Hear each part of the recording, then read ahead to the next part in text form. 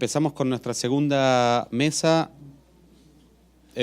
Como Mayra hizo la presentación al inicio, las mesas que siguen ahora básicamente es una compartimentalización, un breakdown de algunas secciones de nuestro trabajo. Esta primera es acerca de cómo coordinar las tareas de recolección de elementos probatorios y de evidencias y de investigación. Tenemos el honor de tener en nuestra mesa a Roberto Biasoli. Roberto es coordinador de la ENCLA, la Estrategia Nacional contra el Lavado de Dinero y la Corrupción en Brasil, y a Mario Spinelli, que fue secretario general de la Contraloría General de la Unión durante varios años y ahora es el controlador general de la Contraloría del municipio de San Pablo. Así que sin más les paso la palabra y les agradezco mucho que estén con nosotros. Los escuchamos. Bom dia a todos. Agradecer primeiramente ao convite, parabenizar a professora Maíra, professor Davis, professor Guilherme aí pelo trabalho. Eu posso falar de pé? Obrigado. E os professor Guy e professor Matthew que falaram pela manhã, e que eu fiquei muito feliz pelo seguinte: estou longe da academia há muito tempo, né, e vejo que nós estamos falando a mesma língua, e acho que é um pouco do que eu vou comentar aqui hoje. Eu sou delegado de Polícia Federal de carreira, atualmente estou no Departamento de Recuperação de Ativos e Cooperação Jurídica Internacional. Até por accountability, até por prestação de contas, eu vou falar um pouco desse departamento que ninguém conhecia, nem eu mesmo antes de chegar lá. E ele tem uma importância fundamental aí no nosso sistema. A questão da coordenação, e aí mais focada na coleta de provas, né, realmente não é a panaceia. Acho que isso já ficou um pouco claro, né? Eu vou mostrar um pouco da evolução do país em virtude dessa coordenação que se materializou na ENCLA, e já eu explico quem é essa tal ENCLA. Fiquei muito feliz que o professor Matheus sabe quem é ela, porque meus colegas muitas vezes nem eles sabem o que é isso.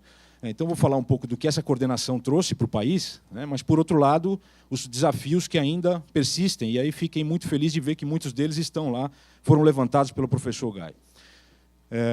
Então, só para trazer um mapa do shopping aí, nós estamos sob a hierarquia aí do Ministro da Justiça, Ministério da Justiça, abaixo da Secretaria Nacional de Justiça. Eu trouxe aí as demais secretarias, e especialmente eu ressalto a Secretaria de Assuntos Legislativos e Secretaria de Reforma do Judiciário, e, obviamente, Departamento de Polícia Federal e a Senad, como órgãos dentro do próprio Ministério da Justiça que tem uma relação com o nosso dia a dia, né, no combate à corrupção, no combate à lavagem, e que não há, muitas vezes, coordenação dentro do próprio Ministério, né.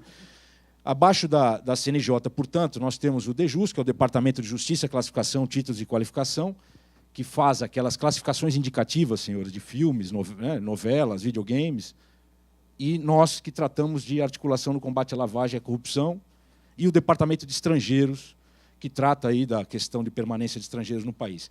É um pouco esquizofrênica as atribuições, né? Então a gente já vê também uma desarticulação, às vezes lógica de estrutura, enfim. Mas não é essa crítica que eu quero fazer. Apresento aí, então, o nosso departamento.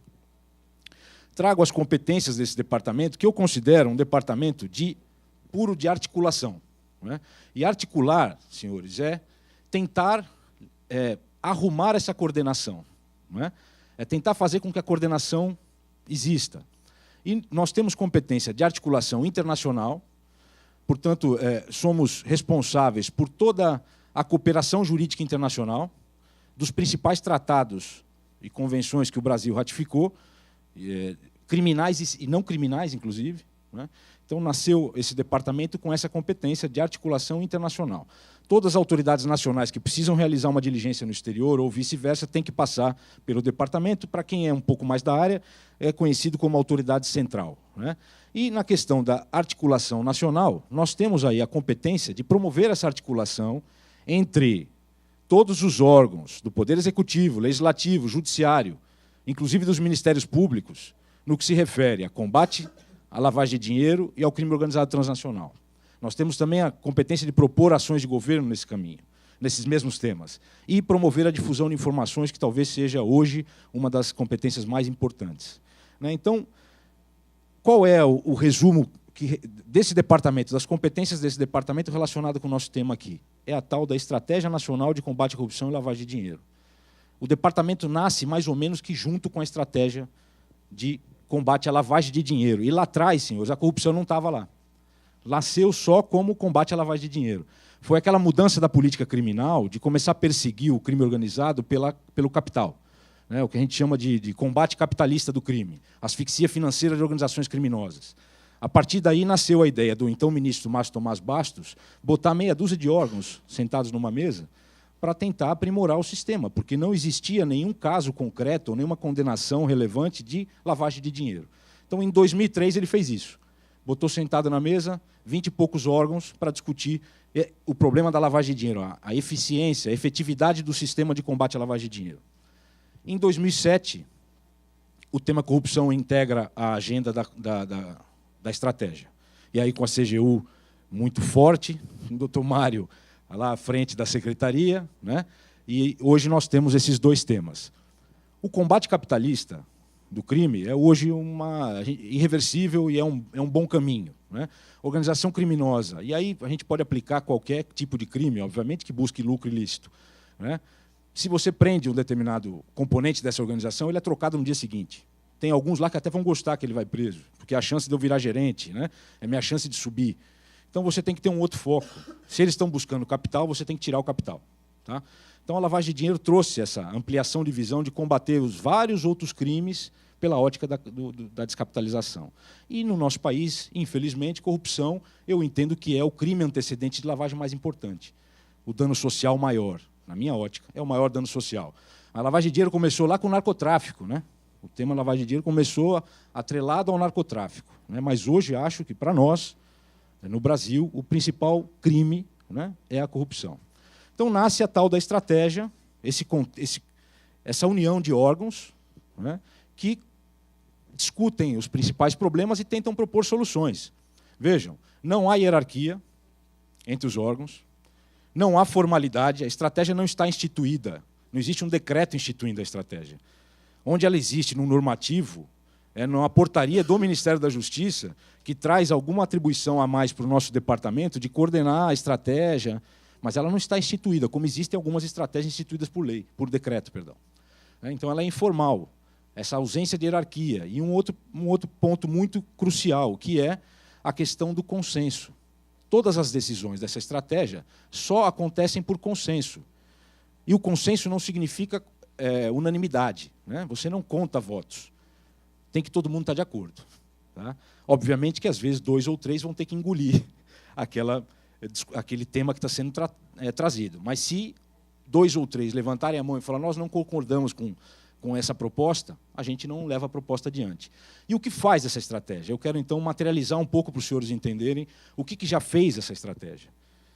Aqui eu só trouxe uma foto para os senhores verem a dimensão do que é uma plenária. Essa é uma reunião, foi aquela que o ministro Márcio fez em novembro de 2003, ela continua acontecendo em novembro todos os anos até hoje. Só que lá atrás eram 20 e poucos órgãos, hoje nós estamos com mais de 70. Né? Tem sociedade civil? Tem sociedade civil. Foi a pergunta de um colega muito importante. Tem participação de sociedade civil, ainda é diminuta, sim, ainda é diminuta, mas tem. E vários outros órgãos. Aí falamos aqui de coordenação, é achar um objetivo comum. Né? Sim, nós temos um objetivo comum. Qual é? Prevenção e combate à lavagem de dinheiro e corrupção. O difícil é você coordenar os micro-objetivos de cada um desses órgãos para que eles falem a mesma língua e combatam realmente e previnam realmente a corrupção. Né? Imaginem essa quantidade de pessoas e órgãos sentados nessa mesa, cada um com a sua vaidade institucional, com a sua mystic mission, né? com sua tarefa, né? Para trazer. Então, aqui está uma sopa de letrinhas que são alguns dos órgãos que fazem parte. Eu resumo, senhores. Todos quase do Poder Judiciário, Legislativo, polícias, órgãos de controle, aduanas, várias secretarias de vários ministérios, relações exteriores, da Fazenda, de planejamento. Todo mundo, de alguma forma, tem relação com o tema. Agora, por óbvio, acho que, por exemplo, o meu Departamento de Polícia Federal tem muito mais relação com o combate à lavagem e a corrupção do que a Secretaria de Orçamento e Finanças. Então, como é que a gente faz para falar a mesma língua? Né? Isso é complicado, mas a Secretaria tem que estar lá de Orçamento e Finanças. Porque quando a gente faz apreensão de algum patrimônio, como é que faz para integrar isso no patrimônio da União? Enfim, então a gente tenta conglomerar todos esses órgãos e entidades aí de várias, e não é só do âmbito federal. Nós temos também de âmbito estadual e âmbito municipal. O doutor Mário agora, lá à frente da Controladoria Geral do Município, tem um assento na ENCLA, né? Então é um foro dessas instituições, de diversas instituições públicas e algumas da sociedade civil, que visam trazer políticas públicas de melhoria no combate e prevenção à corrupção. Alguns exemplos do que já foi feito, né? A própria Lei de Acesso à Informação, que foi citada hoje aqui, saiu de uma recomendação da ENCLA. Então, quando se senta lá naquela plenária, né, o que sai? O que sai daí? Saem recomendações ou ações. E aí eu trouxe alguns exemplos. Recomendar à CGU a conclusão da Lei de Acesso a Informações. Isso foi em 2007. Né? A lei saiu em 2011. Apresentar anteprojeto para uma norma para trazer responsabilidade jurídica de atos praticados contra a administração pública nacional, que é a nossa chamada Lei Anticorrupção. Veja, uma ação de 2008. Trabalharam lá numa proposta de um projeto, né, Mário? E aí saiu agora em 2013, né? Acho que foi até, inclusive, depois das manifestações desse aqui, né? Pois é. Aí tem vários outros, senhores, que eu trouxe de exemplos. Preparar instrumento normativo, a questão da sindicância patrimonial, para você poder avaliar o patrimônio do servidor público, para ver se ele teve um enriquecimento ilícito. A ideia saiu lá da ENCLA, dessa união entre órgãos, né? A questão de poder ter acesso à documentação contábil das entidades contratadas pela administração pública. Foi uma ação da ENCLA lá de 2007. A questão de se criar um sistema de controle das transferências voluntárias da União, né, quando a União Federal repassa recursos para os estados e para os municípios, ou para ONGs, né, o controle disso, saiu lá da ENCLA, 2007. Criar os cadastros, que já foram mencionados hoje pela manhã, o cadastro de entidades inidôneas e suspeitas, o cadastro nacional de condenações cíveis por atos de improbidade, né, também foram ideias lá da estratégia. A definição das pessoas politicamente expostas, né, que no âmbito de compliance, de controle de lavagem de dinheiro, tem uma grande importância, né? E aqui, para quem não é do ramo, eu explico o que significa aqui. Nós temos esses cargos de alto nível da administração pública, que, óbvio, vamos simplificar o seguinte: quanto mais forte é a caneta, maior é o dano de um ato de corrupção. Eu, um simples mortal, usar minha caneta para cometer um ato, o dano é desse tamanho. O ministro causa um dano muito maior. Se ele cair para o lado negro da força, o dano é muito maior. Então, aqui você tem um controle mais próximo dessas pessoas. A ideia é essa. E saiu da ENCLA essa definição, e saiu da ENCLA, e está saindo da ENCLA, uma base de dados pública, né, de quem são essas pessoas. Porque os bancos têm a obrigação de controlar, mas quem são? Ele tem que ficar olhando no Diário Oficial quem que foi nomeado, quem foi exonerado. Então, isso saiu dessa união entre órgãos. Nós temos o tal do laboratório, e aí bem relacionado à questão de coleta de provas e investigação. Foi uma ideia de como nós vamos processar. Desculpa citar aqui o nosso ilustríssimo deputado Paulo Maluf, mas, por um exemplo, que inclusive prescreveu ontem, né, a declaração de prescrição foi trazida pelo Janot lá. Então, como é que você vai processar toda uma articulação criminosa? Não sei porque eu dei exemplo dele. Vamos pegar um outro exemplo de uma articulação criminosa complexa. Como é que você vai processar isso aos olhos de um ser humano? Como que eu vou avaliar quebra de sigilo bancário, fiscal, telemático, telefônico de 100 alvos? Isso vai demorar 8 anos, no mínimo. E eu só vou conseguir enxergar o que eu estou querendo, o que eu me pressupus a enxergar quando eu fiz aqueles pedidos. A ideia da criação de um laboratório é você usar a tecnologia em nosso favor, óbvio, também já foi trazido aqui hoje pela manhã. Então, os laboratórios, eles são softwares potentíssimos que conseguem me mostrar que, por exemplo, aquele cidadãozinho que está lá na ponta tem uma relação com esse cidadãozinho que está aqui na outra ponta, né? Isso não seria possível se não houvesse o uso da tecnologia. Isso saiu lá da ENCLA, dessa coordenação entre os órgãos da administração pública federal, que, senhores, quase ninguém conhece, né? Triste, por um lado. A sociedade civil mal conhece a tal da ENCLA, né? Pois é. Resumindo, aí eu já falei o que é laboratório. Desculpa correr, senhores, eu estou com um tempo muito curto e eu quero trazer alguns outros problemas, na verdade. O laboratório trouxe a questão de capacitação também. Quer dizer, o servidor que vai lá fazer análise de uma quebra de sigilo bancário, ele não sabe como é isso. Ele caiu lá, a missão foi paga para ele, e ele vai pegar aquilo e vai tentar desvendar, sobre o investigador pediu para ele tentar descobrir A, B ou C. Então, é uma rede que troca informações. Olha, quando você pega uma quebra de sigilo bancário, é melhor que você comece a avaliar isso, os maiores créditos, os maiores débitos, aí a partir disso você aprofunda. Então, isso foi criado também pela estratégia. É outro ponto importantíssimo, que é a questão de capacitação, também foi falado aqui, não é? Aí eu trouxe uma ideia de, até o final de 2014, nós teremos aí 43 unidades desses laboratórios, estão espalhados entre polícias, ministérios públicos, alguns outros, a Secretaria da Receita Federal aqui em São Paulo, o TCU, daqui a pouco terá um laboratório desse.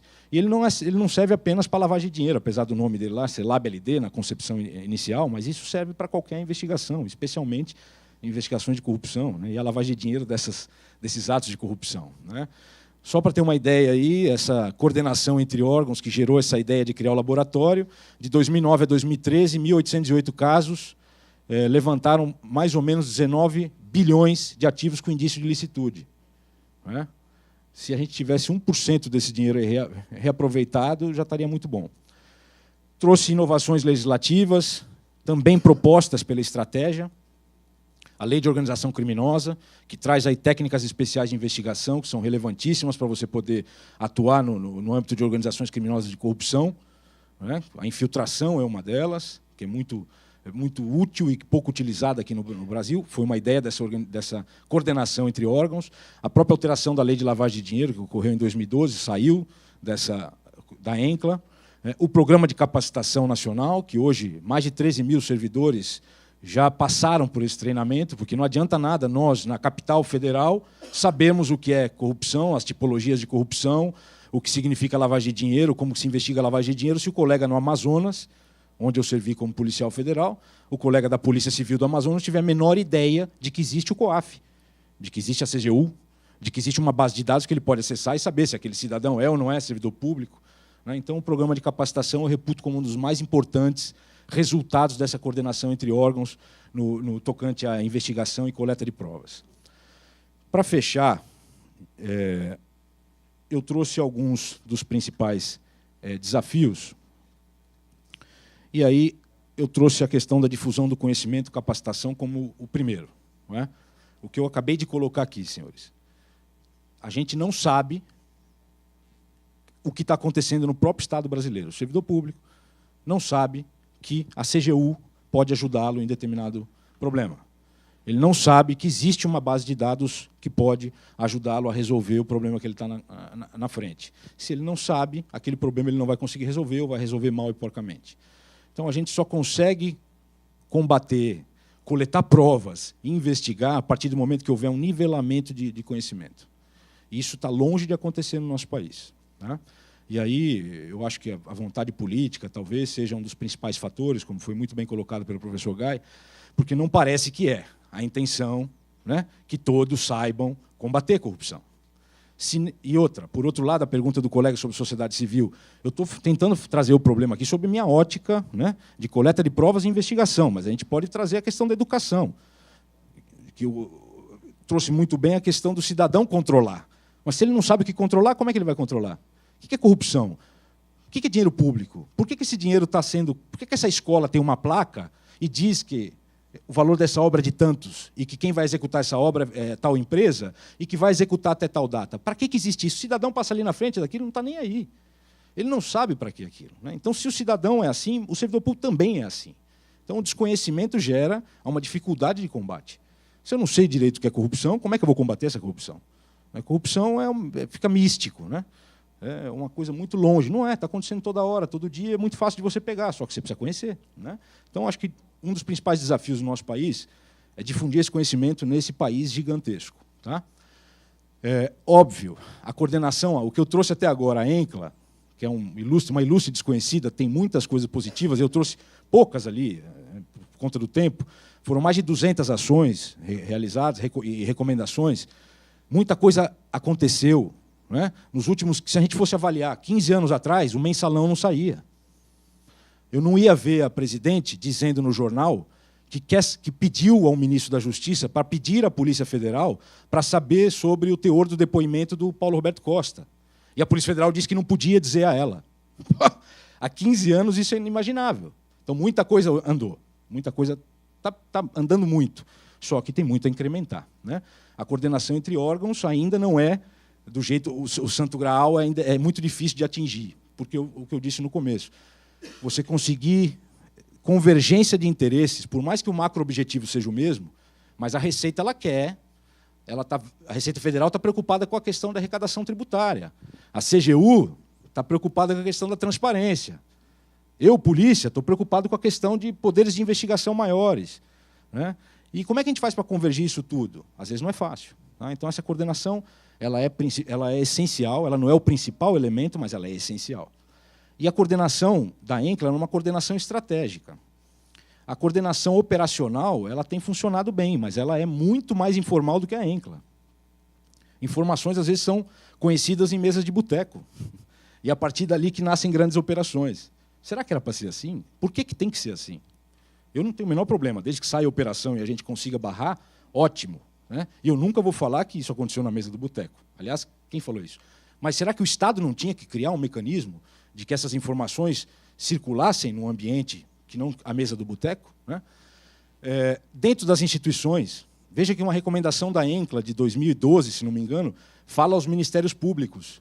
Ministério Público Civil, converse com o seu colega do Ministério Público Criminal, porque corrupção se combate em âmbito criminal e civil. Você tem as ações de improbidade. Só que aí o promotor que leva a cabo as ações de improbidade não estava levando os elementos para aquele que leva a cabo as ações criminais e vice-versa. Então, entre instituições também tem que haver coordenação. Acabei de colocar dentro do próprio Ministério da Justiça. A Secretaria de Reforma do Judiciário tem muita relação com o que nós estamos tratando. Mas eu mal conheço as pessoas daquela secretaria, apesar de elas sentarem na ENCLA. A gente conversa como... Oi, colega, tudo bem? Bom dia. Tudo. Tchau. Né? E nós temos temas muito relevantes, conjuntos. Tá? E, óbvio, também a coordenação internacional. Mundo globalizado, não tem fronteira. O crime está solto por aí. Mas como fazer isso? Como fazer? Isso é um elemento... Deixa para lá, por isso que eu pus entre parênteses. Vamos tentar arrumar o nosso quintal primeiro, né? Mas a gente não pode se esquecer disso. Como é que eu posso convencer um país que existe um procedimento civil no meu que combate a corrupção? Aí o tratado que eu assinei só tem previsão para cooperar em matéria penal, aí ele não coopera comigo. Aí a gente acabou de ter a lei anticorrupção aí, fantástica. Já tive um caso concreto que passou pelo departamento, tentando fazer a cooperação com base nela. O país falou, desculpa, a nossa convenção não prevê isso, é só matéria penal. Não, nego, mas é corrupção. Não, mas você está falando aí que é uma ação civil. A gente não vai cooperar. Então, a gente precisa harmonizar internacionalmente. Olha que desafio, né? Aí vão alguns anos. Troca de informações. E aí também isso já foi comentado aqui. Eu gostei muito de ler no paper, lá, quando puseram... Cada órgão detém, entre aspas, um pedaço da informação. Lá o contexto do aspas não é o que eu quero dar aqui, mas o que eu quero dar aqui é que detém informação, mas de um jeito, já foi falado aqui pela manhã. É poder, né? Informação é poder. Eu não quero passar para ele. Eu vou falar para a CGU que eu tenho aqui, aí a CGU vai lá, estoura a operação, aí sai no jornal e eu não saí. Acontece isso, senhores, e muito. Né? Então você está lidando com vaidades humanas e vaidades institucionais. E a informação... ela tem esse grande poder na administração pública. Então, se não houver essa troca de informações, eu sei que isso também é delicado, mas tem que haver algum meio. Né? É delicado porque, muitas vezes, a abertura de sigilo me faz perder o caso. Mas eu tenho que criar redes de confiança, onde eu possa ter essa abertura de sigilo, essa troca de informações. A questão de sigilo e controle. Nosso país saiu de uma ditadura. Né? A gente ainda não está muito bem com esses temas de combate, né, de polícia, isso ainda não está muito arrumado. Então, o pêndulo estava aqui na ditadura, o pêndulo foi parar lá do outro lado, a gente precisa trazer ele para o meio. Eu não tenho nada a ver com isso, eu não torturei ninguém, eu não admito que batam em preso, da mesma forma que eu não admito corruptos, só que eles estão ganhando, né? Porque qualquer coisa é sigilo. Teve que a lei de lavagem trazer a possibilidade da polícia requisitar dados cadastrais de um cidadão, que é filiação, endereço, telefone, telefone nem está na lei. Filiação e endereço. A pizzaria da esquina da minha casa sabe. Né? Onde eu moro, a polícia não pode saber, porque é sigiloso. Será que é isso? A gente tem que quebrar alguns paradigmas. O combate ao crime não é mais como se fazia antigamente. Então, o cidadão, a gente discutia ontem com minha grande amiga Renata, aqui, que é da área de anticorrupção da OAB, O cidadão vai ter que ceder um pouco se ele quer viver numa sociedade segura, porque daqui a 20 anos, 30 anos, nós não viveremos mais numa sociedade segura. Nós teremos nossa intimidade preservadíssima, muito preservada, dentro de um ovo. A gente não vai poder sair dele, porque lá fora não vai existir segurança. Então, a gente tem que rediscutir um pouco, tentar acertar esse pêndulo. Tá? A questão de recursos, né? Só um exemplo da minha área. Polícia Federal, 12 mil homens por todo o Brasil, sendo deles aproximadamente 2 mil delegados. FBI, 36 mil homens, né? Sendo aproximadamente 12 mil ou 13 mil delegados, vamos chamar assim, special agents lá. Né? Como é que a gente consegue combater? E outra, a FBI só tem a função, não só tem a função, mas, perdão, tem as funções de polícia judiciária, mais ou menos. Né? A Polícia Federal, além de polícia judiciária, ela é polícia de imigração, controla produtos químicos precursores de fabricação de droga, controla armas. Então, tem uma série de atribuições administrativas. Como é que dá conta disso e ainda combate corrupção? O gargalo, que foi falado aqui, né? A questão da reforma do sistema recursal penal. Prescreveu o Maluf, já falei, né? É assim que funciona. Como é que eu posso dizer que uma ação penal que dura 15 anos, 17 anos, vai servir para alguma coisa? E será que é só o sistema recursal penal? Senhores, como delegado de Polícia Federal, a grande maioria dos casos que passavam na minha mão eram furto de telefone celular dentro de aeronave. É atribuição da Polícia Federal. Crimes cometidos a bordo da aeronave. Furto de pendrive da Superintendência do Trabalho. Furto de toner do Correio. Né? Vocês estão achando que é brincadeira? Não, desculpa, não é brincadeira. A gente tem obrigação de investigar, né? Notícia crime, tem que ser investigada. Como é que eu faço para tratar o pendrive e o desvio de 19 milhões? Porque se eu não tratar, minha corregedoria vem. Ela não, olha, eu estava nem aí para o pendrive, corregedor, porque tinha um negócio aqui de 15... Não, meu nego, você tem prazo, nego. Né? Você não pode deixar de cumprir seu prazo. Senão o Ministério Público Federal vai reclamar. Eles fazem o controle externo. Né?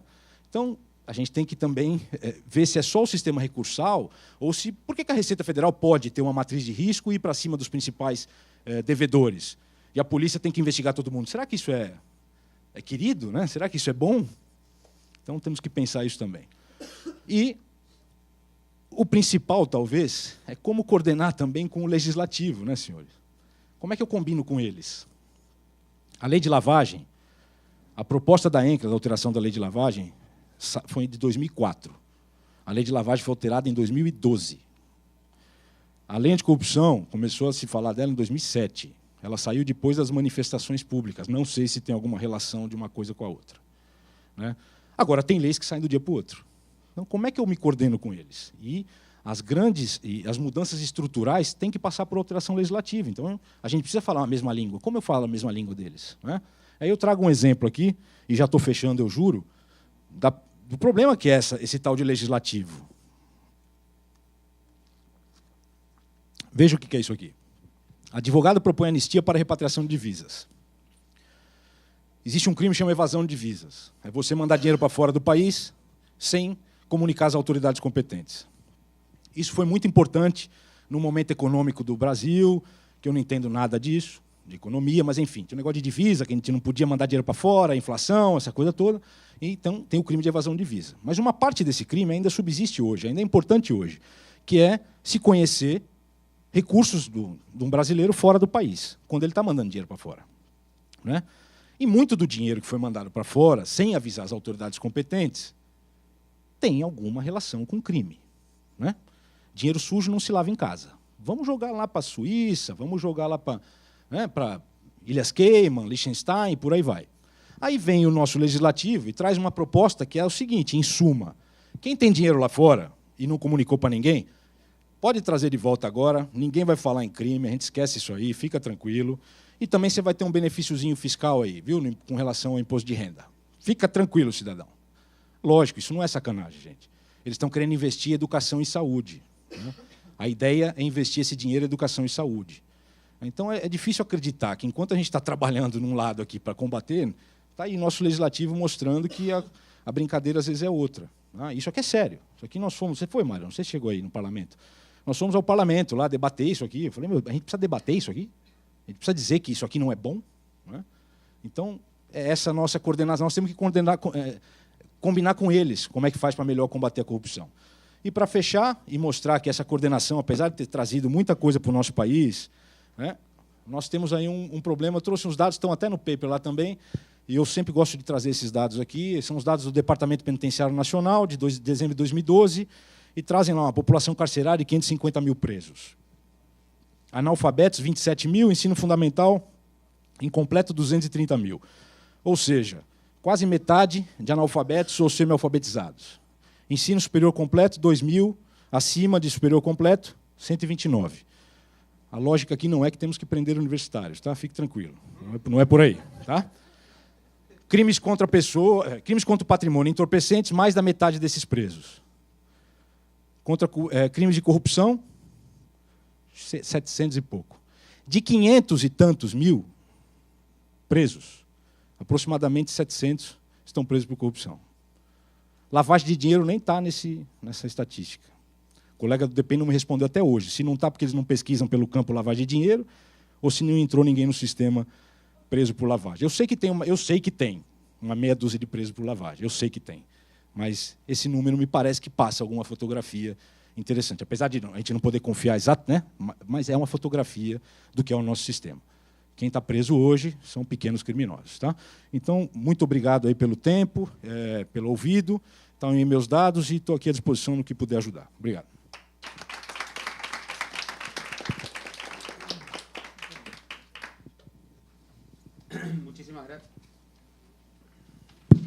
Muchísimas gracias, Roberto, por la presentación y por la franqueza, sobre todo con los temas que trajiste a la mesa.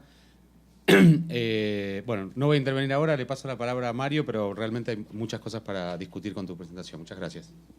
Obrigado, bom dia a todos e a todas. Eu queria agradecer a FGV pelo convite, na pessoa da professora Maíra. Para mim é extremamente gratificante discutir esse tema, principalmente no ambiente acadêmico. Eu acho que é necessário que um tema tão relevante para o país como é o combate à corrupção seja mais discutido pelas universidades, nas pesquisas acadêmicas realizadas. Eu acho que a nossa produção acadêmica sobre o tema ainda é muito incipiente. A corrupção tem sido apontada em pesquisas recentes como o principal problema do país. Eu menciono uma pesquisa realizada no ano passado pelo governo federal, que para os nossos jovens a corrupção é o principal entrave no rumo ao desenvolvimento.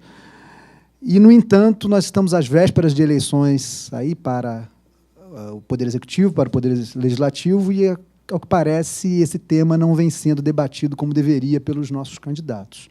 Se a gente examinar os programas de governo, tanto dos candidatos à presidência, como os questionamentos feitos aos candidatos ao parlamento, o tema da corrupção é pouquíssimo mencionado. Há questionamentos muito pontuais com relação a determinado tipo de conduta, determinado caso, mas nada de forma institucional. Eu acho que nós deveríamos ter o direito de saber o que os nossos candidatos pensam sobre políticas de prevenção e combate à corrupção. No entanto, esse tema ainda não está inserido como deveria no debate político. Falando um pouquinho sobre a questão da coordenação, da articulação interinstitucional no combate à corrupção, esse é um tema que muito me seduz, porque eu acho que, de fato, é um problema que o país tem, é um entrave muito grande à efetividade das ações de prevenção e de combate à corrupção. No Brasil, eu já passei pelas 3 esferas de governo, embora seja um servidor do governo federal, um servidor efetivo, eu já passei pelo Estado, por município e também pelo governo federal, e faço parte há algum tempo da Estratégia Nacional de Combate à Corrupção e Lavagem de Dinheiro. E percebo claramente que essa articulação, essa cooperação no Brasil, ela se faz muito mais em função das preferências individuais dos agentes do que de uma questão institucional. Funciona assim na ENCLA, quer dizer, se eu me dou bem com meu amigo Roberto, a cooperação funciona, independentemente do órgão que ele está. Se há uma afinidade entre nós dois, ele é um camarada pouco vaidoso, ele é um camarada que, de fato, quer atuar, a coisa funciona bem. Se no lugar do Roberto entra uma outra pessoa que eu já não tenho essa mesma afinidade, a coisa começa a funcionar mal. Isso acontece muito frequentemente e principalmente nos órgãos que têm muita independência, que têm muita autonomia, que os membros desses órgãos têm muita independência, muita autonomia, como é o caso do Ministério Público. No Brasil não há um Ministério Público, há muitos Ministérios Públicos, porque cada promotor é um Ministério Público diferente. Isso ficou muito claro quando a gente chegou aqui em São Paulo para criar a Controladoria Geral do Município. Vou citar um exemplo, um case de como uma articulação, como uma ação, quando ela funciona com uma plena cooperação, quais são os resultados dessa ação, e, por outro lado, quando essa cooperação não existe, como a coisa funciona muito mal. Isso, para nós, é muito evidente e é muito difícil a gente, de fato, reconhecer que isso ocorre com muita frequência, mesmo na ENCLA. Mesmo na ENCLA.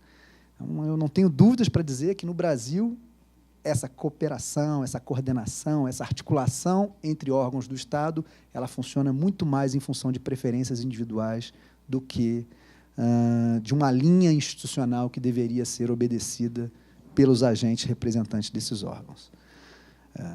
É mais grave quando esses agentes têm independência, porque é muito comum no país confundir essa independência, essa autonomia, com essa questão da preferência individual, para coisas que deveriam ser institucionalizadas.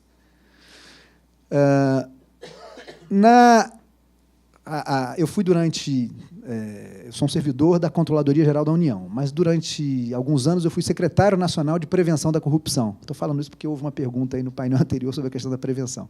E eu detestava esse título, porque o Brasil é um país que tem níveis de corrupção ainda muito grandes. E todas as vezes que eu falava que era o secretário nacional de prevenção da corrupção, eu ficava muito desconfortável. A sensação que eu tinha é que as pessoas me olhavam e falavam assim, esse camarada não está trabalhando direito. Eu não gostava desse nome. Tanto é que, quando eu vim para a prefeitura e a gente estruturou a controladoria do município e havia um setor para cuidar das políticas de prevenção, nós mudamos o nome para Coordenação de Promoção da Integridade Pública. Nós tiramos o termo prevenção da corrupção, que está registrado nas convenções internacionais, mas que carrega um simbolismo muito grande, até porque as pessoas não conseguem identificar que políticas preventivas, como é o caso da promoção da transparência, como é o caso do engajamento do setor privado, do estímulo à participação social, em muitos casos elas têm um resultado que não aparece da noite para o dia. Isso fica muito claro aqui, por exemplo, nas várias ações que nós fizemos aqui em São Paulo no ano passado. A gente reformulava portais da transparência, colocamos, por exemplo, todos os gastos do transporte urbano em São Paulo, que era um baita problema, abrimos as planilhas de quanto a prefeitura pagava para as empresas de ônibus, e a imprensa dá uma linha com relação a isso. Quando a gente prende um fiscal mequetrefe, aparecem nos jornais de todo o país. É uma coisa impressionante como a nossa sociedade quer ver sangue, né? Não quer ver, ela quer ver a ação de impacto. Então, a gente está muito acostumado com como as pessoas não conseguem perceber a dimensão do termo prevenção da corrupção. Então, eu queria apresentar um case que ocorreu aqui na cidade, talvez tenha sido o maior escândalo de corrupção da história de São Paulo, e que ele somente foi detectado porque houve uma perfeita articulação, uma perfeita cooperação entre os órgãos de repressão à corrupção. Falando um pouquinho sobre como isso surgiu, no início do ano passado, assumiu um novo prefeito na cidade, né, para discussão de outros países. São Paulo é a maior cidade do país, não apenas a maior cidade do país, é a maior metrópole do Hemisfério Sul, né, a 7ª maior cidade do mundo, uma cidade que tem o 10º maior PIB do mundo entre as cidades. Nós temos hoje quase 12 milhões de habitantes na cidade de São Paulo. A cidade produz 12% do PIB brasileiro. E, no entanto, essa mesma cidade, que tem um orçamento anual da ordem de 43 bilhões de reais, alguma coisa em torno aí de talvez 20 bilhões de dólares, é o orçamento anual da cidade de São Paulo. Essa mesma cidade tem mais de 1.500 favelas e mais de 500 mil famílias vivendo em situação de pobreza. Então, é uma cidade que convive muito claramente com diferenças muito grandes. Essa cidade, ano após ano, vive escândalos de corrupção. Se nós pegarmos a história recente da cidade de São Paulo, nós vamos ver o caso Maluf, nós vamos ver o caso Pita, nós vamos ver o escândalo das outorgas onerosas, nós vamos ver as máfias, ano após ano. É uma cidade que a sociedade tem uma percepção com relação à corrupção muito grande. E, no ano passado, um novo prefeito assumiu a prefeitura, um prefeito que havia sido eleito nas eleições de 2012, com a promessa de campanha de criar uma controladoria no município, um órgão anticorrupção na esfera municipal. E nos convidou, eu, na época, estava em Brasília, nos convidou para estruturar essa controladoria. Quando aqui chegamos, em São Paulo, o quadro era simplesmente assustador. A principal cidade do Brasil não tinha a menor condição de combater a corrupção. A menor condição. Não tinha técnicos com a mínima capacidade para fazer isso, não tinha sistemas correcionais que pudessem, de fato, demitir servidores, penalizar servidores, não tinha sistemas de recebimento de denúncias adequados. E, num primeiro momento, ao anunciar para a sociedade que um órgão anticorrupção ia ser montado, você cria na sociedade uma enorme expectativa de que no dia seguinte a coisa vai estar melhor. Nós assumimos, então, a controladoria do município, uma infinidade de denúncias passaram a nos chegar, a receber. Na ocasião, a equipe da controladoria era exatamente composta por 5 servidores, eu, 2 secretárias e 2 assessores, e nós precisávamos dar uma resposta muito rápida.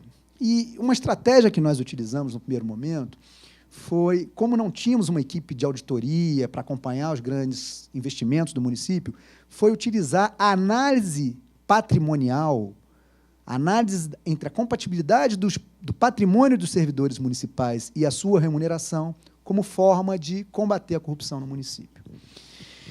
E aí eu já vou chegar na questão da articulação, trazendo um case que ficou conhecido no Brasil inteiro como o case da máfia dos fiscais do ISS Habite de São Paulo. Esquema esse que teria desviado da prefeitura, nos últimos 5 anos, alguma coisa em torno de 500 milhões de reais, 200 milhões de dólares. Essa é só a nossa estrutura, a estrutura que nós montamos, então, depois que, quando conseguimos trazer alguns servidores do governo federal para poder atuar nesse primeiro ano, um orçamento baixíssimo, aí da ordem de 3 milhões de reais, boa parte desse orçamento teve que ser investido nas ações de transparência e também nas ações de ouvidoria, que nós tivemos que receber a ouvidoria do município dentro da controladoria. Então, o que a gente fez? E aí eu já vou chegar na questão da articulação e da cooperação. Como não tínhamos estrutura para acompanhar esse orçamento bilionário da cidade, nós buscamos examinar, então, utilizar com maior ênfase as ações de inteligência, as ações de produção de informações estratégicas.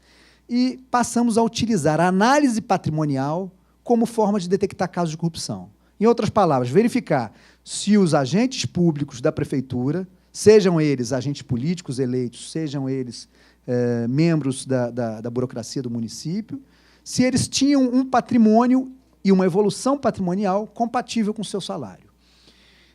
E fizemos isso em 2 grandes blocos, vendo a situação de todos os servidores, a prefeitura tem 160 mil servidores, e também atuando, recebendo denúncias, entre outros aspectos.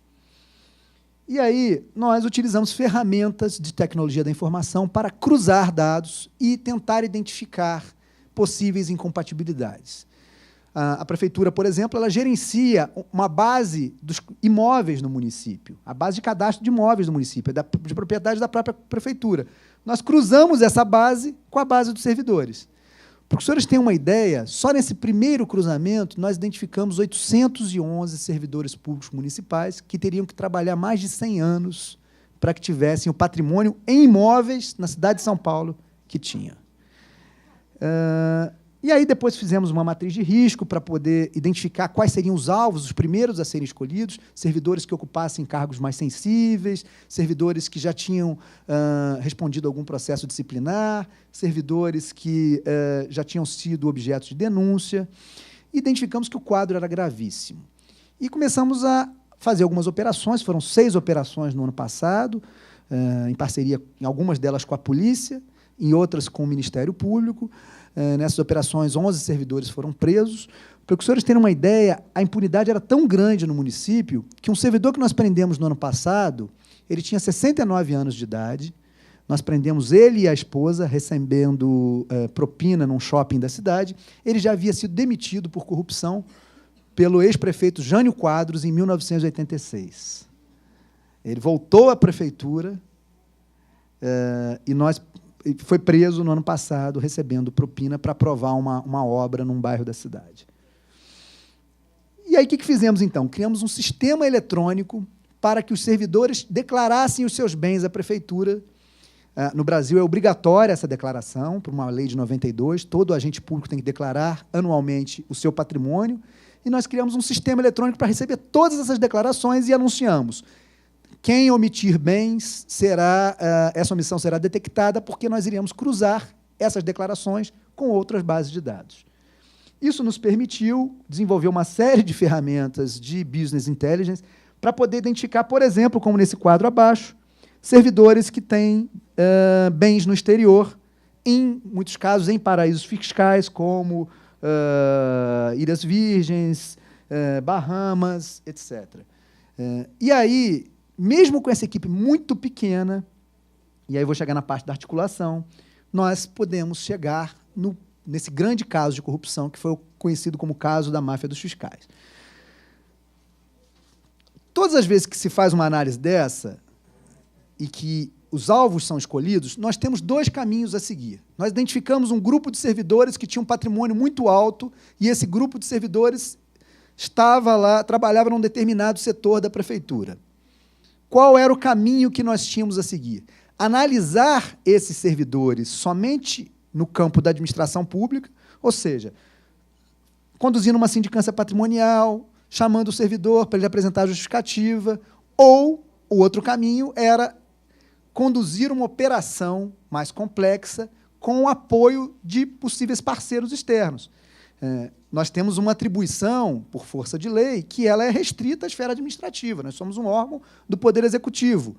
Então, nesse segundo caminho, nós teríamos que nos articular com órgãos como a polícia, como o Ministério Público, que têm outras atribuições complementares à nossa.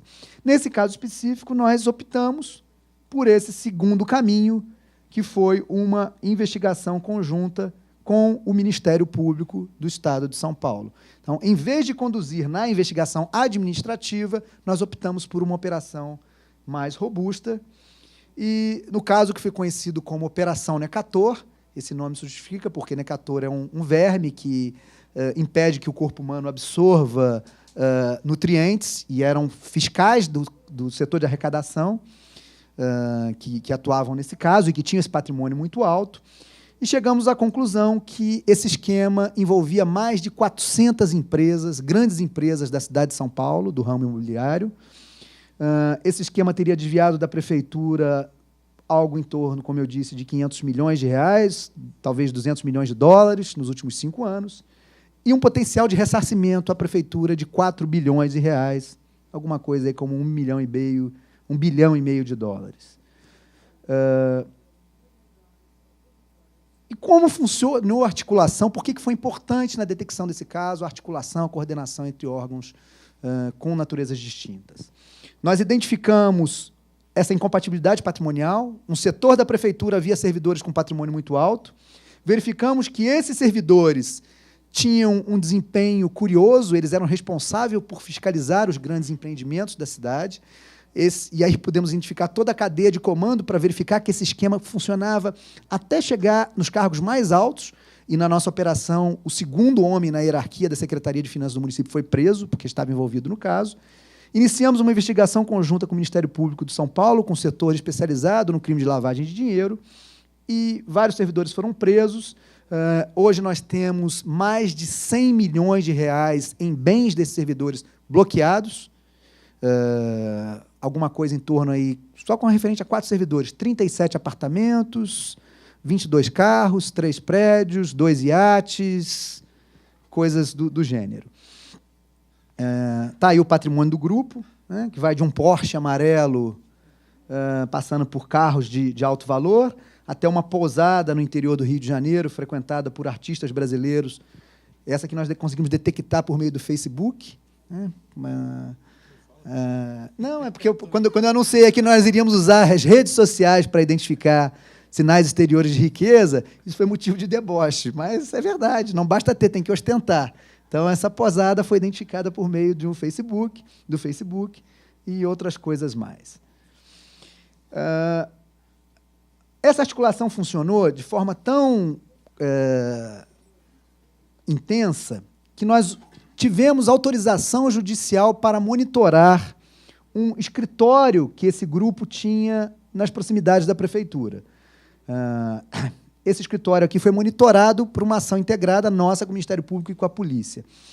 E nós chegávamos, como esses servidores, eles são servidores que já desviaram um recurso muito alto, e eles já tinham alguma desconfiança, eles estavam com muito medo da controladoria que havia sido montada. Então, eles falavam muito pouco pelo telefone. O que nós fizemos? Nós monitoramos ambientalmente essa sala que eles tinham, e nós queríamos que eles fossem discutir lá a estratégia de defesa. E aí instauramos no município, eles não sabiam que estavam sendo investigados também pelo Ministério Público, mas instauramos no município uma sindicância administrativa para apurar esse enriquecimento ilícito deles, esse patrimônio incompatível. E nós combinávamos com os nossos parceiros, inclusive, o que seria perguntado. E, inclusive, chegávamos até a combinar um momento, a hora que eles seriam chamados, para que eles pudessem ir até esse escritório e combinar as respostas. Então, por exemplo, no primeiro momento, um deles nós chamamos antes do almoço. E não deu muito certo, porque, em vez deles virem para o escritório, eles foram almoçar. E combinaram as respostas do que seria indagado à tarde, interrogado à tarde, no almoço. Embora os nossos agentes tivessem ido junto deles e acompanhado, o monitoramento ambiental no almoço, num local movimentado, é muito complicado. Então, até isso foi combinado com o Ministério Público e com a polícia. Então, era uma articulação perfeita. Nós tínhamos reuniões diárias durante 6 meses para combinar a estratégia e, por isso, a operação deu certo. Em outros casos, nós não tivemos a mesma felicidade. Em outras situações, quando o parceiro estava mais preocupado com os holofotes, mais preocupado em dar entrevistas do que em atuar de forma mais incisiva no combate à corrupção, a coisa não funcionou da mesma forma e nós perdemos várias outras operações no decorrer do ano passado, porque isso, de fato, ocorreu. E foi um caso que teve uma repercussão enorme na mídia nacional. Né? Para variar, apareceu uma ex-mulher que ajudou a contar tudo. Eu costumo brincar que corrupto não aprende, ele sempre tem ex-mulheres, e as ex-mulheres são fontes inesgotáveis de produção de prova. Né? Mas ele sempre tem, e normalmente elas são muito bonitas, como era o caso de uma ex-mulher, que depois que nós detectamos a questão, ela nos procurou para contar detalhes mais sórdidos do caso. Para a nossa felicidade, essa é uma matéria da semana passada, depois que nós tiramos a máfia da prefeitura, a arrecadação dos impostos aumentou em 74%. Está aqui um gráfico. Aqui é com a máfia e aqui é sem a máfia. Aí, já falei sobre as várias prisões que foram feitas, aqui tem um detalhe delas, e que demonstra quando a articulação funciona, a coisa tende a ter melhores resultados. E, para finalizar, nós, então, entendemos, sabendo da importância dessa articulação, nós propusemos uma ação na Estratégia Nacional de Combate à Corrupção com essa intenção, né, de disseminar essa estratégia conjunta. Tem funcionado muito bem, mas, volto a dizer, o grande problema do país nessa questão é que a coisa funciona muito no pessoal e pouco no institucional. Eu acho que seria até uma boa pesquisa acadêmica lá na ENCLA, viu? Questionar os membros da ENCLA se as preferências pessoais estão à frente das preferências institucionais. A minha percepção, é uma mera percepção, não estou falando aqui de nenhum dado científico, é que funciona muito mais no pessoal do que no institucional. Bom, acho que era isso, eu estou à disposição aí para eventuais questionamentos. Obrigado pela atenção de todos.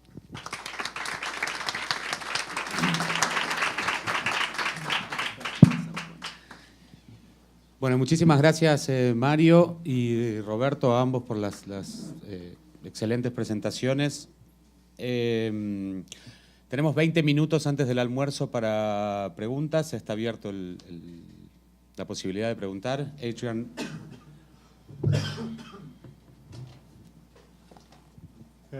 Muito obrigado. Não falo português, so I'll ask my question in English. For Mario, I had a question about evidence gathering. And this is actually a question I had about the paper, which I thought could maybe be brought out better, and questions of warrants and how you coordinate between the administrative powers and the criminal powers. Because if I think of Canadian law, which is the one I know best, administrative agencies don't need warrants if it's just for compliance with the law, regular.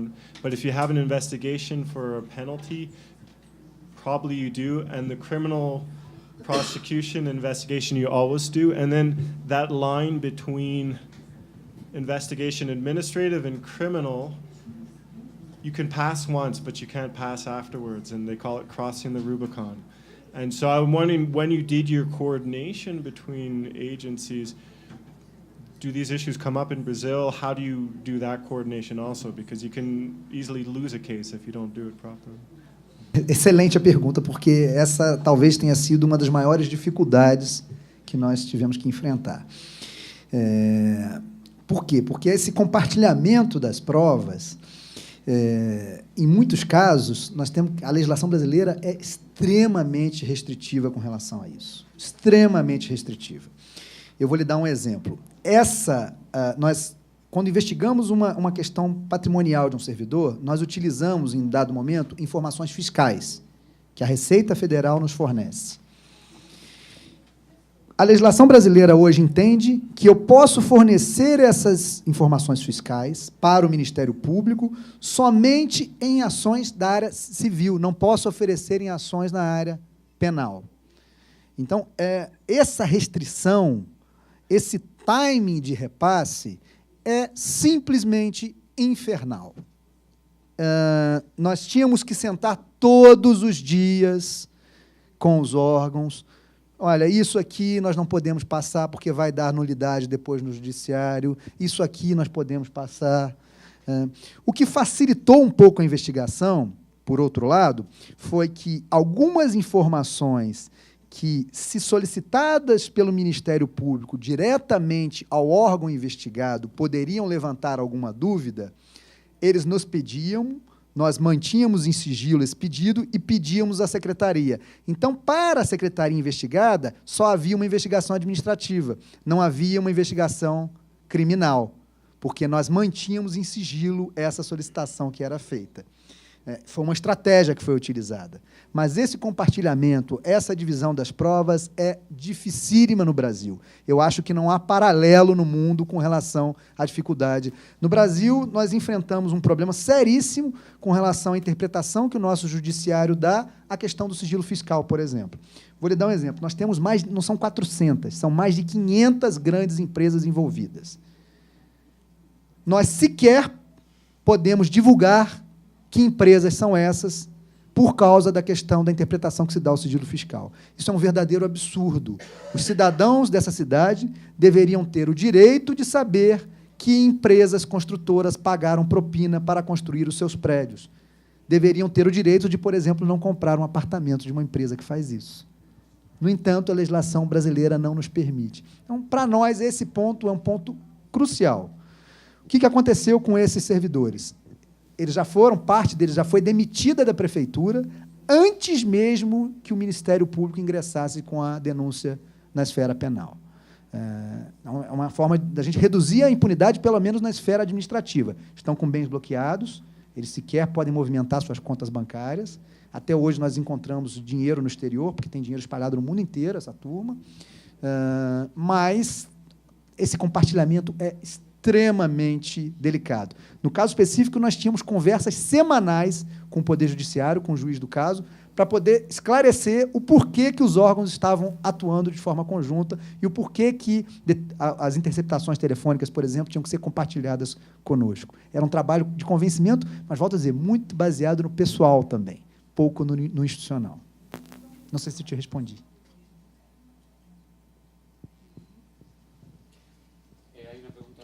Oi, bom dia, eu sou o Daniel. Eu vi numa das capas de jornal o termo achaque. E aí, no decorrer da investigação, do processo, sempre se falava do achaque dos fiscais. Mas são 400 empresas do ramo de construção que elas anunciam nas revistas e nos jornais e elas financiam campanha. Então, de que forma elas poderiam ser vítimas de achaque de meia dúzia de servidores? E em que momento é que os órgãos, a estratégia, os órgãos de prevenção à corrupção, ou não esse termo, né, mas de repressão de modo geral, atuam contra a figura dos corruptores? Porque eu consigo pensar que o corrupto pode ser, nessa cadeia de poder, o menor dos problemas diante do tamanho de força do capital para bancar esse tipo de atitude. Essa reflexão é importantíssima. Qual que é o seu nome, por favor? Daniel, eu sugiro depois que você leia um artigo que eu escrevi para o jornal Folha de São Paulo, e o título é Setor Privado, Vítima ou Algoz? Justamente sobre esse assunto que você me questiona. E a minha indagação foi a seguinte, porque as empresas falam a todo momento que eram vítimas, que elas não tinham outro caminho. Se não pagassem a propina, não poderiam aprovar as obras e teriam que pagar multas a quem comprasse os apartamentos, etc. E eu escrevo nesse artigo o seguinte, que vítimas são essas? Vítima, se elas de fato eram vítimas, no momento em que nós detectamos, deflagramos a operação, as vítimas deveriam nos procurar e dizer quanto pagaram, para quem pagaram, onde pagaram, que vítimas são essas que, quando têm a possibilidade de penalizar os seus algozes, permanecem silentes. Das mais de 400 empresas, sabem quantas nos procuraram para colaborar com as investigações? Uma. E 4 ou 5 ao Ministério Público. Eu não posso dizer por conta... Uma. Então, não tem essa de vítima. Essas empresas são empresas que financiam campanha, que têm um poder econômico enorme, que têm agenda com todo e qualquer agente político, e que poderiam fazer, mesmo que não individualmente, mas por meio dos seus sindicatos, associações, fazer chegar à classe política, fazer chegar ao Ministério Público, quem quer que seja, que havia uma máfia instalada na prefeitura. Se não o fizeram, só há 2 opções. Ou porque tiveram vantagens e pagaram menos tributos, e isso de fato aconteceu, agora as fiscalizações estão comprovando isso, o aumento da arrecadação está comprovando isso, ou foram coniventes. Eu estou mais para a primeira opção. Eu acho que elas tinham, sim, vantagens financeiras e era muito mais fácil pagar do que recolher os tributos. A nossa estatística é que mais ou menos 10% do devido entrava nos cofres da prefeitura. O resto era sonegado.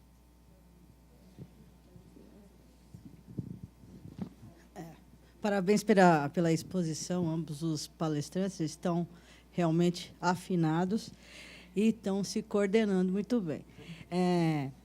No cenário de janeiro de 2014, esse caso seria não apenas um case de colaboração, mas também emblemático, porque estaríamos justamente respondendo ativamente a pergunta do colega aqui, porque a nova lei 12.846, ela nos possibilita alcançar, então, a figura do corruptor, de quem teve algum benefício por conta daquele ato de ilicitude ou de corrupção. Eu não preciso nem provar que eles que propuseram essa operação, mas eu posso, pela própria inteligência já demonstrada ali, mostrar que há um benefício. É um benefício que pode ser econômico, financeiro, pagar menos imposto, mas pode também ser um benefício de acelerar, né? Porque nessa cidade de São Paulo, quem acelerar a liberação de uma obra ganhou aí no comércio as vendas e as entregas dos seus apartamentos. Pensando no cenário, então, 2014, onde a lei anticorrupção que atinge as empresas está em pleno vigor, a cidade de São Paulo já tem uma excelente regulamentação. Pensamos, então, assim, o que poderia, dessa coordenação, conseguir alcançar o administrativo, o civil e depois, né, a ação de improbidade, a ação civil pública e depois a ação criminal. Porque aí você vai ter a empresa, de um lado, e você vai ter os agentes da empresa, no outro lado. A minha preocupação da coordenação, Ministério Público, Polícia e Administrativo, é a defesa. Na hora da defesa anular o ato por conta de uma cooperação aí que atinge o direito de defesa do sujeito lá na frente. É uma pergunta que dá para vocês dois articularem aí, como, nesse novo cenário, alcança os dois sem prejuízo de nulidade. Eu sou a Renata Fonseca de Andrade, eu sou advogada aqui no Brasil e nos Estados Unidos. Eu sou presidente da Comissão de Anticorrupção na OAB, subseção de Pinheiros. Eu trabalho com anticorrupção corporativa. Não, eu só vou comentar um caso aqui, aí vou passar para o Mário, que vai responder isso com muito mais propriedade. Mas lembremos da Operação Satyagraha. Daniel Dantas. Não sei se eu posso responder por usar o nome dele, mas é público, né? Aquela operação, houve uma autorização judicial de interceptação telefônica, telemática, e houve a participação de agentes da ABIN, da Agência de Inteligência Nacional, para cooperar com a Polícia Federal. A prova foi autorizada judicialmente, que é o que determina a lei. A interceptação tem que ser autorizada judicialmente. Ela foi autorizada judicialmente. Apenas houve a participação de agentes, servidores públicos, membros da Agência de Inteligência Nacional, para auxiliar a Polícia Federal, com seus poucos recursos, dos 12 mil homens que eu falei, a tocar aquela interceptação. E isso foi anulado. A anulação de toda a prova com base na contaminação, porque agentes da BIM não estavam autorizados a dividir o sigilo. O sigilo estava quebrado judicialmente. Então, a minha preocupação no país, nós temos leis boas, muitas recentes inovações muito boas. O problema é a casuística.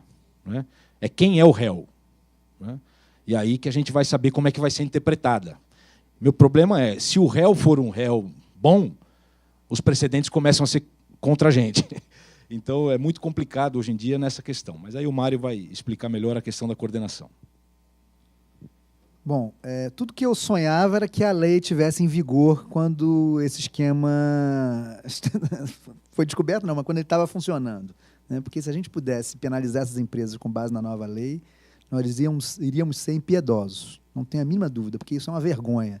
Na maior cidade do Brasil, as empresas tolerantes estão com essa tolerância à corrupção. Isso é uma verdadeira vergonha. E eu falo isso para os empresários, tenho falado isso abertamente, escrevi artigo para a Folha de São Paulo.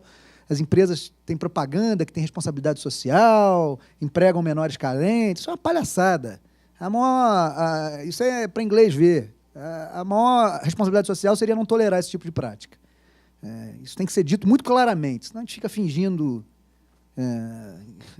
que está fazendo alguma coisa. Na verdade, são tolerantes e continuam sendo. Eu não vejo grandes preocupações desse setor da Constituição Civil com relação à nova lei, com raríssimas exceções. Raríssimas exceções. É um setor altamente contaminado e a sua relação com o poder público no Brasil é extremamente promíscua. Se nós pegarmos hoje o financiamento de campanha dos candidatos à presidência da República, as grandes empreiteiras financiam para os 3 candidatos que estão à frente das pesquisas, independentemente de qualquer ideologia. Se alguém conseguir me explicar se isso é razoável numa democracia, eu agradeço. Eu agradeço. Não consigo entender isso como razoável. Uma empresa doar para A, B ou C bilhões de reais, milhões de bilhões de reais, isso no caixa oficial, sem contar o que vai, os recursos, chamados recursos não contabilizados. Então, sinto muito, é uma vergonha e todo mundo acha que é normal isso aqui, o nosso parlamento não discute isso, etc. Mas a gente sonha, eu sonho, para mim, seria ótimo se a lei estivesse já em vigor.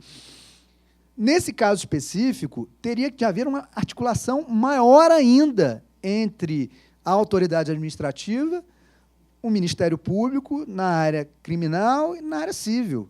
Por quê? Porque, evidentemente, que em função das penalidades graves estabelecidas pela lei, as empresas, esse silêncio que hoje existe, eu acho que ele seria muito menor. As empresas teriam que colaborar nos acordos de leniência previstos na lei, porque senão iam sofrer penalidades muito altas. E, ao colaborar, vem sempre aquela discussão da nova lei. Teríamos que discutir muito claramente, casar muito claramente, acordos de colaboração premiada para atenuar a penalidade de eventuais agentes, também na esfera penal. Então, essa articulação teria que ser muito maior do que ela já foi na fase de investigação.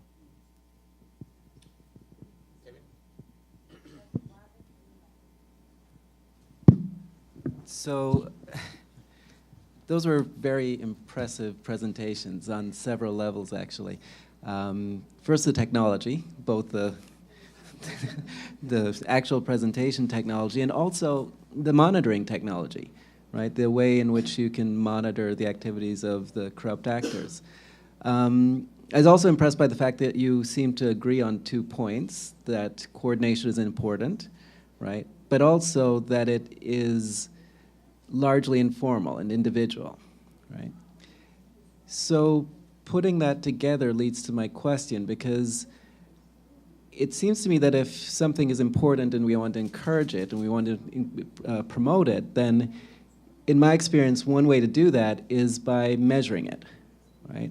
Because by measuring it, we motivate people, really, and we can also evaluate the effectiveness of reforms that are designed to, say, improve coordination. So my question for you is, how would you go about measuring coordination, taking into account the fact that it is actually individual and personal and informal? Now, as an academic from the outside, that seems very difficult, right, to do, but given your success in being able to monitor the corrupt activities of the mafia, essentially the corrupt mafia, it seems to me there should be some way to monitor the connections, the relationships amongst a group of civil servants who are presumably not as inclined to hide. So on that, in that optimistic sense, I'm just wondering, what are your thoughts on how to go about monitoring the extent of coordination? Ela pediu para eu falar aqui, então vamos lá.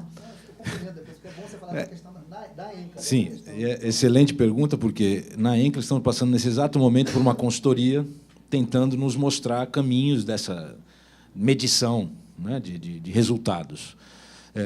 E para colocar mais claramente essa questão do pessoal, a gente sempre fala lá na ENCLA, ou pelo menos nos últimos 4 anos, desde que eu estou lá, que a ENCLA é uma estratégia de Estado, não de governo, né? É muito importante essa diferença. E, por ser uma estratégia de Estado, eu conheço várias pessoas lá que compõem aquela estratégia, como o Mário e alguns outros servidores, que pessoalmente são envolvidos em transformar o país. Parece aquela coisa do bem contra o mal, mas é mais ou menos por aí. Tem ideais que podem ser colocados adiante, então tentam modificar o país para melhor, né? Só que há uma rotatividade muito grande desses servidores, há uma rotatividade muito grande das chefias. Foi a pergunta que eu coloquei para o professor Guy, para os professores pela manhã. Como se conseguir fazer uma estratégia de longo prazo num país, né, considerando aí os mandatos e tal.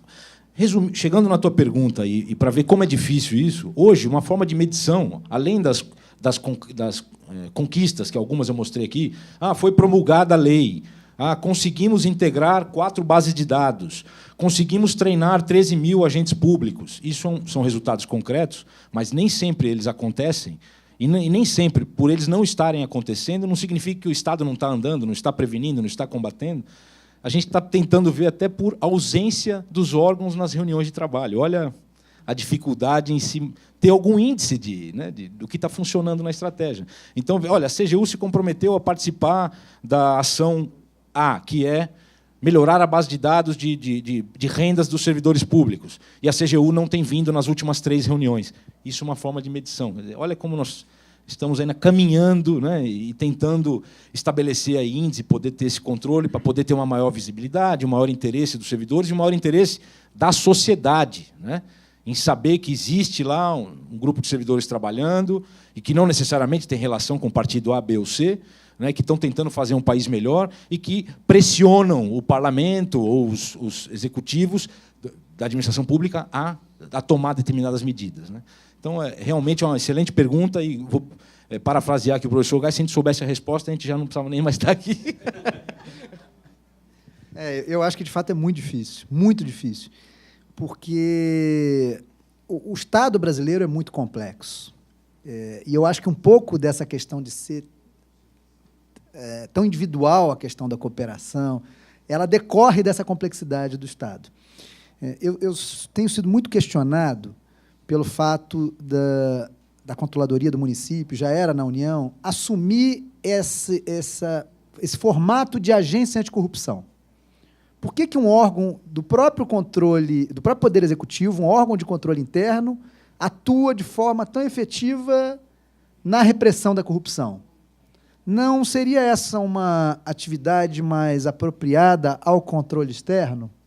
Não seria o órgão de controle interno um órgão que teria que ser marcadamente mais preventivo, mais auxiliar da alta administração?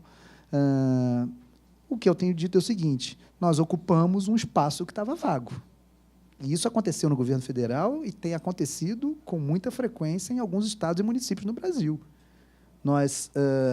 O formato da CGU, da Controladoria Geral da União, como órgão de controle interno, que pertence à estrutura do próprio Poder Executivo e adquire esse formato de agência anticorrupção, na verdade, vem para suprir uma lacuna, vem para suprir falhas que o país tem no combate à corrupção. Até a criação da CGU, ninguém desenvolvia, por exemplo, atividade de prevenção da corrupção, atividade de transparência, ninguém fazia isso.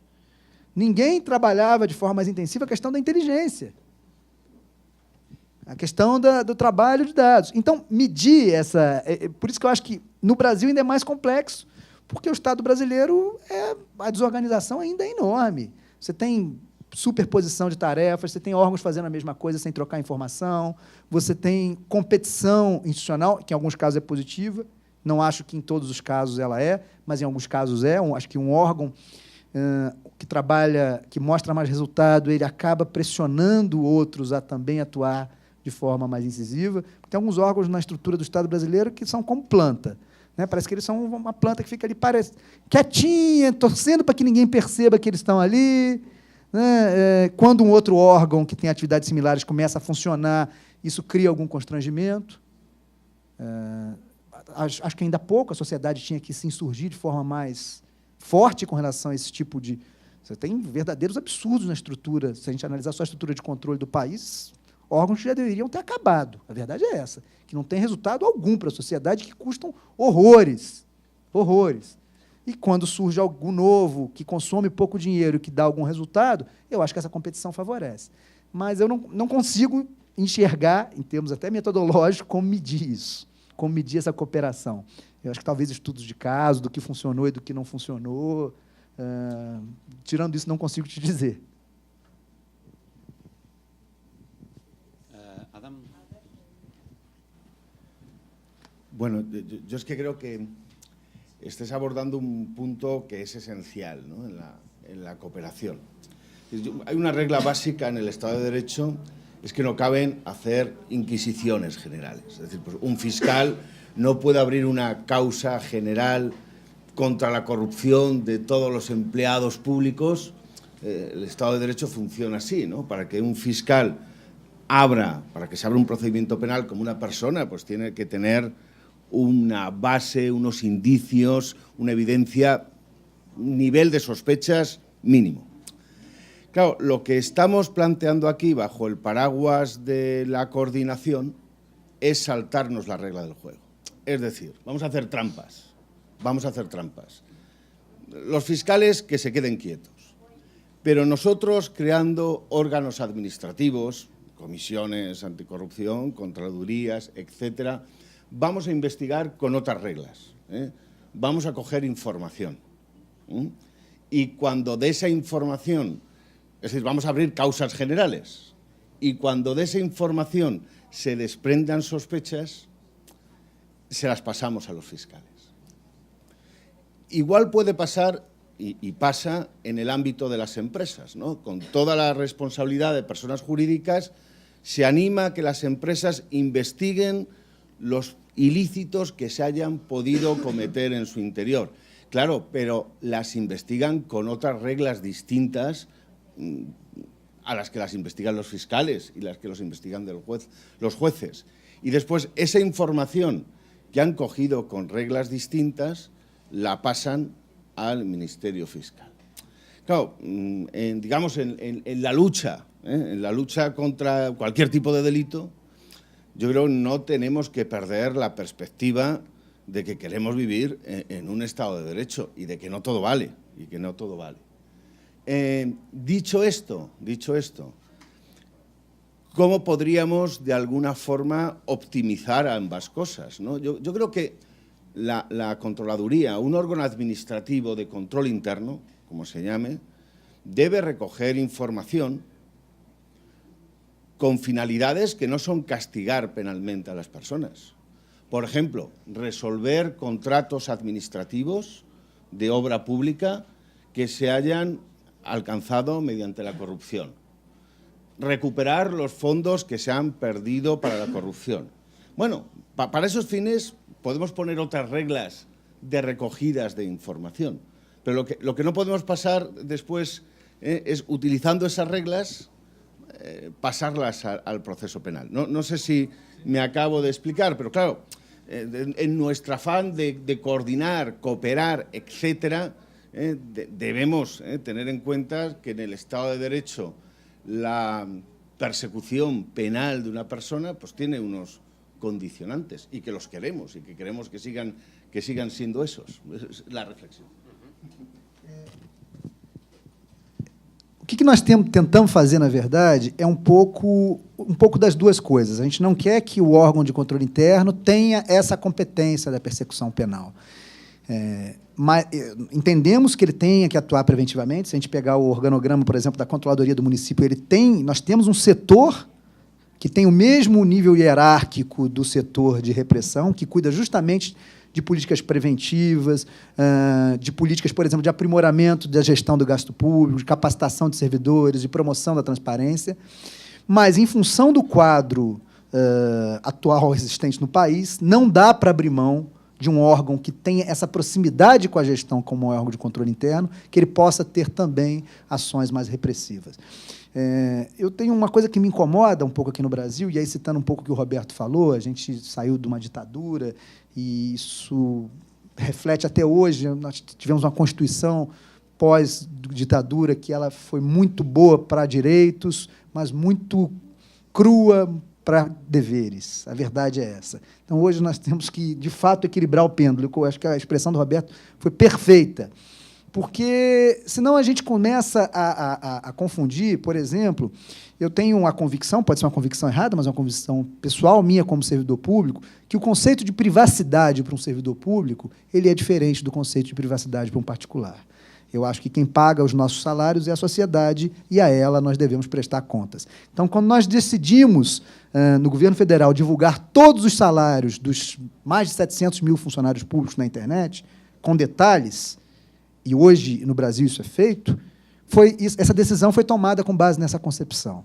Quando nós decidimos investigar o patrimônio dos 160 mil servidores da Prefeitura de São Paulo, independentemente de suspeita, mas de forma sistemática, nós fizemos com base nessa concepção, que o servidor público tem deveres distintos do particular, porque é a sociedade que paga esse salário. É uma concepção que pode ser equivocada, mas é uma concepção que nós entendemos que é fundamental para que nós tenhamos ações mais efetivas na repressão da corrupção. Não estamos falando aqui de explicitar o patrimônio dos servidores para a sociedade. Estamos falando aqui de um órgão que tem o dever de sigilo em controlar, mas que vai controlar esse patrimônio e vai utilizar isso como forma de combater a corrupção. Então, mas, a todo momento, nós somos questionados com relação a isso, principalmente em função dessa herança que nós tivemos. Para que você tenha uma ideia, quando nós criamos na Controladoria um setor de inteligência e produção de informações estratégicas, um vereador da cidade de São Paulo nos indagou, numa audiência que eu fui convidado a participar na Câmara, se nós estávamos reativando os setores de produção de informação da ditadura, do governo militar. E uma coisa não tinha nada a ver com a outra. O setor de inteligência fez esses cruzamentos que chegaram aí, que deram subsídio para essa ação mais repressiva. Mas essa herança nós temos que enfrentar, né? Saber diferenciar o que é um órgão de Estado, o que é um órgão que tem um propósito de atuar de forma mais efetiva, de eventuais excessos que possam ter ocorrido, principalmente no período militar aí ocorrido no Brasil. De fato, é uma dificuldade que nós temos que enfrentar. Pegando carona nessa nessa discussão. Eu ia fazer outra pergunta, mas depois uma coisa que você falou, Roberto, me chamou muito a atenção. Você falou que a ENCLA é uma estratégia de Estado, não de governo.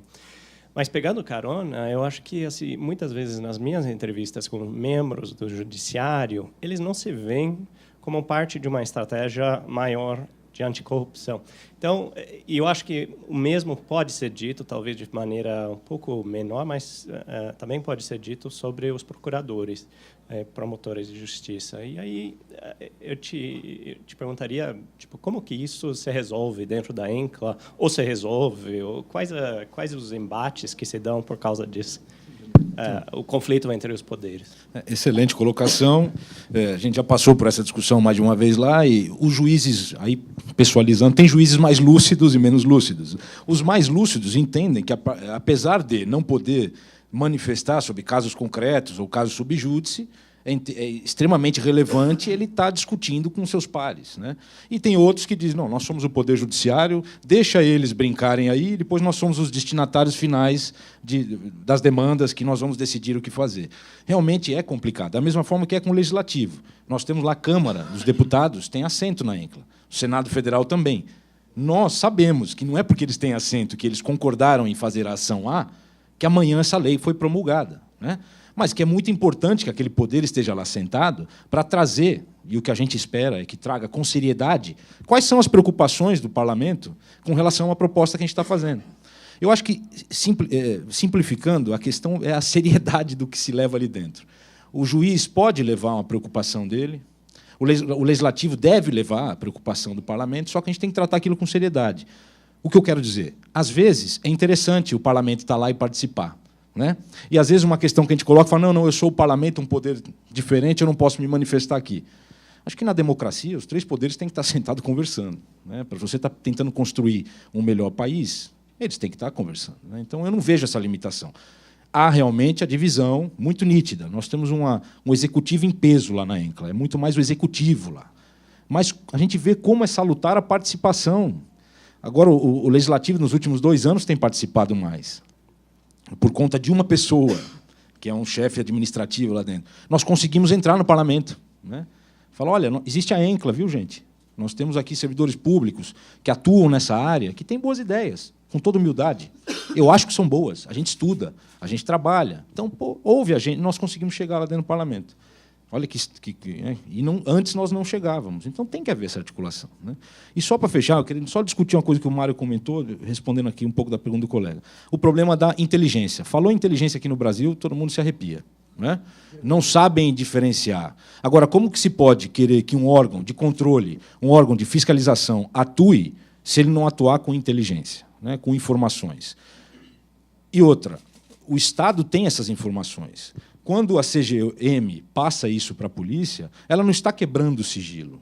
É uma transferência de sigilo. É assim que tem que ser visto. E mais, tem que haver controles. E hoje esses controles existem. O que não pode é você alijar o Estado de ter acesso a algumas informações que estão disponíveis só num órgão, né? Ah, não posso passar para ele que eu vou quebrar sigilo. Não. Ele está dizendo que ele precisa dessa informação, ele tem responsabilidades funcionais. Para ele ter acesso a essa informação, ele disse que ele precisa, tem necessidade de saber, e ele responde se ele usar isso indevidamente. Então, o pêndulo é complicado de chegar, mas eu acho que assim, a gente tem que saber diferenciar o que é inteligência e o que é prova, necessariamente. Aí você tem todas as questões de direitos individuais envolvidos. Agora, no âmbito de inteligência, se você não permitir que o Estado trabalhe com informações, a gente pode fechar as portas e não ter muito o que fazer. Mário, ¿querés agregar algo más? ¿No? Ah. Estamos cerrando ya. Sí, bueno, no, cuando uno habla de inteligencia se refiere o le remite a, sobre todo, la forma de trabajar que han tenido los servicios de inteligencia. Para entendernos, los espías, ¿eh? Y es muy claro el ejemplo. Es decir, la información, ¿cómo obtiene información un servicio de inteligencia?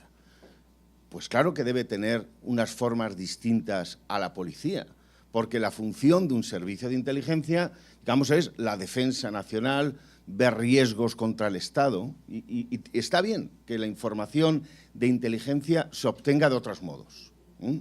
Ahora bien, el problema es si yo esa información que obtengo de otros modos, Después la quiero pasar al proceso penal, porque ahí las reglas son distintas. Es decir, está bien que un servicio de inteligencia, claro que tienen información sobre terrorismo, pero después esa información hay que poner límites en qué medida la pasamos al proceso penal, ¿no? Pues aquí ocurre algo parecido, es decir, vuestra información o los análisis que hagáis tienen unas finalidades, ¿no? Pero yo creo que por mucha coordinación que exista, esta información después no puede ir así en todos los casos directamente al procedimiento penal, ¿no? Para cerrar la mesa, que les agradezco muchísimo, la verdad, las presentaciones y las respuestas, sobre todo, porque me parece que el diálogo fue muy interesante. Quería comentar dos cosas. Una en relación a lo que dice, al planteo que está haciendo Adán Nieto. Perdón. En los distintos países que forman parte de nuestro estudio hay distintas reglas para compartir información. Me parece que está muy ligado también a la pregunta que hacía Adrian al principio. Hay distintas maneras de compartir información entre el área criminal, digamos, y el área administrativa. Y es claro, desde nuestro punto de vista, que uno de los cambios significativos que ha traído la creación de unidades anticorrupción, la ampliación de atribuciones a órganos que ya existían a veces centenariamente, como los tribunales de cuentas o las contralorías, que ahora tienen otros tipos de funciones en relación con el combate a la corrupción, están parcialmente poniendo en discusión esta línea que vos traes como muy clara, digamos. Y me parece que es un tema que tal vez no está del todo discutido en nuestro trabajo, pero es algo que hemos discutido internamente y que es una línea que yo no diría que se está borrando, yo digo que es una línea que está arriba de la mesa de discusión entre los que están haciendo política pública en los distintos países y que se está a veces cambiando de lugar. La discusión muchas veces tiene que ver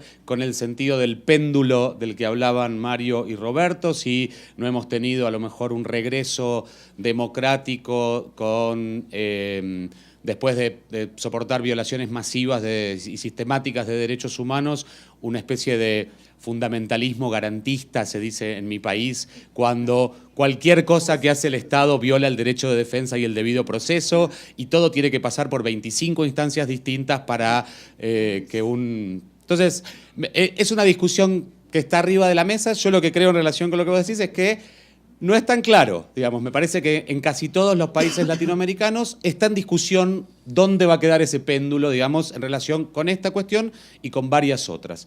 Y un comentario final que yo quería hacer para que esto no sea una discusión enteramente sobre Brasil. Originalmente habíamos previsto que hubiera un ex funcionario anticorrupción y actual diputado argentino también en esta mesa, que por una discusión en el Parlamento hoy en Argentina, que aparentemente me fijé en internet, todavía empezó anoche y todavía no terminó. No sabemos a qué hora llegará. No pudo llegar a la mesa, digamos. Dos cosas, porque sé que todo el mundo quiere ir a almorzar, que quiero remarcar. La primera es que en ningún otro país de nuestro estudio hay una estrategia nacional como la ENCLA. Y cuando digo como la ENCLA, quiero hacer referencia a dos cuestiones. Una es que es un mecanismo informal, no es una imposición legislativa, no es el FMI o el Banco Mundial que vinieron a decir que como en Estados Unidos hay un Anti-Money Laundering National Strategy, ese es el camino que hay que seguir. Les digo porque, por ejemplo, en el caso de Paraguay hay una estrategia nacional anticorrupción, no hay una, hay 7. Una tras otra, todas financiadas por el USAID o por el Banco Mundial o por quien haya llegado con algunos millones de dólares para hacer algo en la lucha anticorrupción. Hay muchos memorándums de entendimiento entre todos los órganos que tienen que compartir información, pero no hay trabajo real. No hay metas, no hay logros, no hay recomendaciones que 2, 3, 5, 8 años después se conviertan en un cambio institucional. Una pregunta que me queda para el almuerzo para Roberto es cómo se toman las decisiones adentro de la ENCLA, ahora que no son 5, 10, 20 órganos, sino 70, digamos. Cómo se llegan a consenso, si es que es por consenso, si es por mayoría. Y lo segundo que quisiera remarcar es que tampoco en ninguno de los países existen medios, yo diría, preparación, capacidades técnicas, ni tecnológicas de los funcionarios a los que nosotros entrevistamos y de los sistemas tecnológicos a los cuales tienen acceso tanto los ministerios públicos como las contralorías, para montar entre 5 personas un caso como el que Mario montó con la mafia de los fiscales del Instituto de la Vivienda. Tampoco un laboratorio como el que mostró muy rápidamente Roberto, que funciona en el DRCI. En los poquitos lugares en donde hay algo de tecnología, capacidades de recolección de información, no hay un concepto como el de la ENCLA. Yo quiero por ahí decir algo más de lo que dijo Roberto. En la ENCLA crearon primero este laboratorio tecnológico dentro del departamento del DRCI, y él mostró un mapita, ahora son 40 y tantos, y eso básicamente fue porque al principio todo el mundo les pedía ayuda, porque tenían el software que les permitía procesar información con datos masivos, y dijeron, bueno, Brasil es un país demasiado grande para que nosotros centralicemos esto, y lo que hicieron fue multiplicar esas capacidades de una manera que a los efectos de la coordinación tiene para mí un significado importante, y es que se preguntaron primero a quién le iban a dar ese poder, básicamente, y dijeron, bueno, en realidad esto es una computadora, básicamente, es un software, que lo tenga quien quiera tenerlo y que cada uno sea responsable de usarlo dentro de sus propias atribuciones. Por eso lo tiene el Ministerio Público, por eso lo tiene la policía, probablemente la Receita Federal en San Pablo mencionó Roberto, y hay un mismo software y capacidades de entrenamiento. Esto no lo hemos visto, digamos, en nuestra investigación que pase en ninguno de los otros países.